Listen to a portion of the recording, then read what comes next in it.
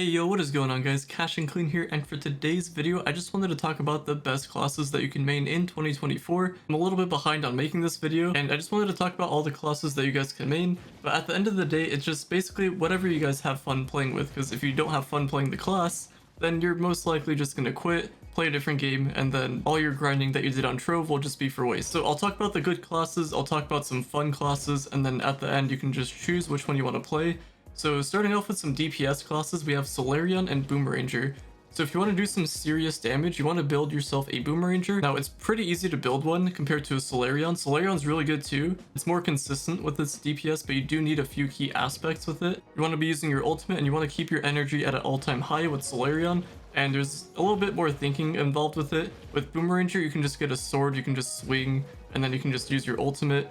And basically with Boomeranger, you have like a random earn effect.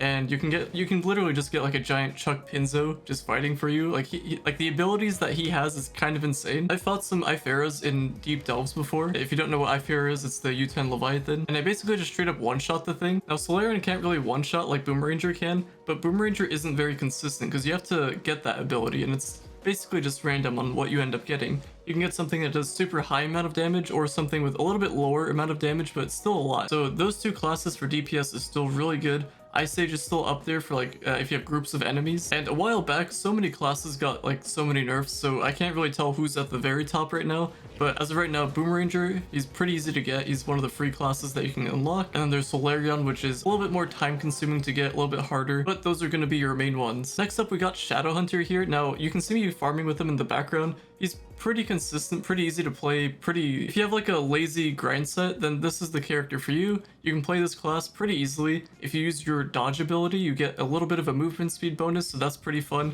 So he's pretty good for farming, and he's also pretty decent for bosses. So once you get like your arrows above your head, you don't really have to get them max, but if you have like 3 or more arrows, you can just press Q, and if you have the emblem, which does, you have the martial emblem, you can just press Q, boost your physical damage by a lot, and then just fire away your arrows. You'll basically do a lot of damage to the boss, sometimes even one shot depending on which depth you're at. If you're doing cursed skulls or anything like monoliths, for example, you can throw your stun ability and that basically just one shot, so he's pretty easy to use, pretty fun as well. A very lazy class because basically all you do is just find something that you want to fight, use your primary fire, and that's basically it. And being even lazy than that, you can even shoot enemies through walls if they appear through the walls, because Shadowhunter has that ability if he marks them, which is one of the main reasons why I play this class. I play other characters too, but Shadowhunter is just pretty lazy, so I just kind of like playing him. And speaking of lazy, we also got Tomb Raiser. Draco kind of fits in with this as well, but I personally prefer Tomb Raiser because you can just straight up spam your minions and have them do most of the fighting for you, and you can kind of just do your thing. So if you're farming delves at a low depth where you basically one-shot these enemies, you can clear your objectives pretty fast if you just spam your abilities throughout the floors. They're gonna fight whatever enemy they see at whatever floor you're at, and then as you rush to the boss, you'll have a decent amount done. Now, Tomb Raiser is not like your ideal dungeon farming character, but you still can. You can farm with any character.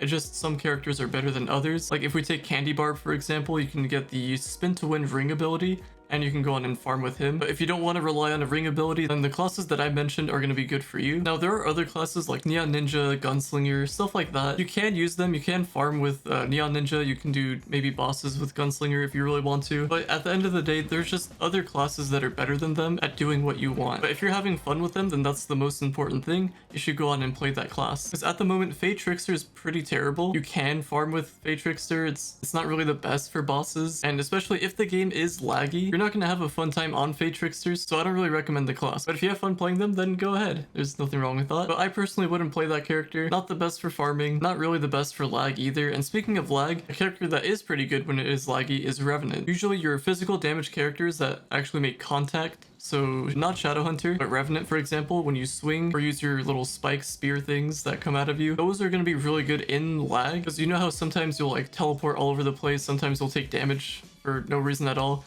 Well, if you have that ability on, there's a good chance that you're actually going to defeat those enemies and you won't have to deal with all that damage. The only issue with Rev though is boss fights. You can use them for boss fights, but if you're fighting like a U10 Ifera, it's not really the most ideal thing. You have to watch out for the one-shots. You're going to take a lot of damage. Yeah, you have your passive ability and all that stuff, but it's just not consistent. If you do want to build a Revenant though, you can pair it with another class. So if you do end up fighting these bosses, you can have like a ranged class, like Shadowhunter for example, and they'll basically just go hand in hand like that. And I did mention it earlier, but Boomeranger, you can fight U10 Iferas with Boomeranger as well. I'm pretty sure there's a way to one-shot it, but I don't really know how that exactly works. But either way, if you find them in delves, there's a chance that you can just straight up one-shot the thing, so that's pretty cool. But if you're just gonna be there swinging away, it's gonna be kind of hard to fight the boss because you're gonna just be taking a lot of damage, sometimes getting one-shot, so it's a little bit tricky there. But if you can one-shot or do a lot of damage yourself, then you don't really have to worry about that. Now, I'm not really going to get into all the classes here, because I know there's Pirate Captain, there's Vanguard. For farming classes, I do recommend Dino Tamer. He's actually pretty fun to play. He's actually a really good speed farmer. I know there's actually a decent amount of Bard players too, so if you know how to play Bard, I do have a guide on that too for all of my class build videos. I do talk about Bard and how to play him, and he does have like a unique build.